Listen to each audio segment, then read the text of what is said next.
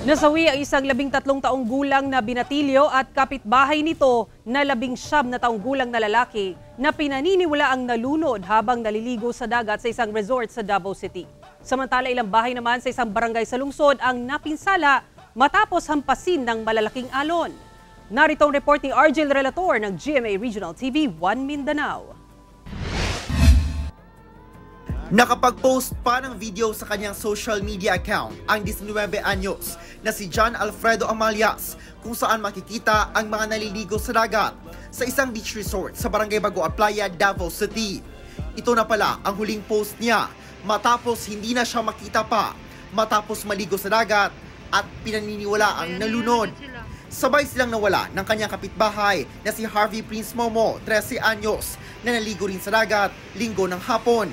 Ayon sa otoridad, malalaki raw ang alon noong araw na iyon nang mawala ang dalawang binatilyo.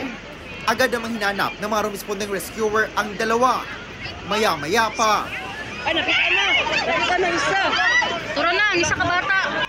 Agad na ninala ng mga rescuer sa baybayin ang katawan ni Harvey Prince. Daplinin ninyo.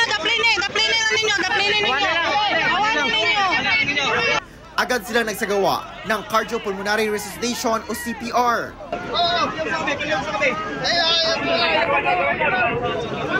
Awanin ninyo. Agad siyang isinugod sa ospital, ngunit idiniklara ng dead on arrival. Kinabukasan, ipinagpatuloy ang search and retrieval operation para hanapin ang nawawala pang si John.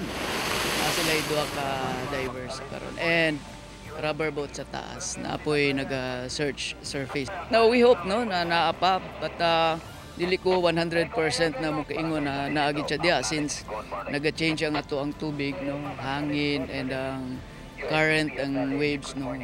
Patuloy ang paghampas ng malalaking alon na lalo nagpahirap sa operasyon ng rescuers. Bagay na ikinabahala rin ng mga kaanak ni John. Kita lang sa namo. At least was-wasan po may gamay.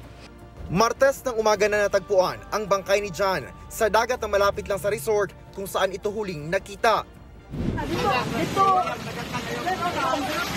Samantala, nabulabog naman ang mga residente sa Purok Santa Cruz, Barangay Leon Garcia, Agdao District, Davao City nang hampasin ng malalaking alon ang kanilang mga bahay Biyernes ng gabi. Ang resulta, napinsala ang ilang bahay na nakatirik mismo sa baybayin nang maabot ng alon. Nitindog ko, pagtindog na ko, yan ang bata nga ni buto. Paglingin ako, ang abog ni Saka, mo ingon ko nga, pangalan, palakaw na mo, bangang na, manaog kay ni warag dili na dyan makaya. Lagapak ang agi ba? Ngala ko, pag kuhan ako sa likod, wala na hugbak na mong silingan. Amo tarong pa man karon harag na gyud. Dalawang bahay ang totally damaged at may ilang partially damaged naman kung saan 8 pamilya ang apektado. Agad na nagsagawa ng tagging ang mga kawani ng City Social Welfare and Development Office ng Davao City LGU upang malaman ang lawak ng pinsala at bilang ng pamilyang bibigyan ng tulong. Mula sa GMA Regional TV 1 Mindanao, Argel Relator, nagbabalita para sa GMA Integrated News.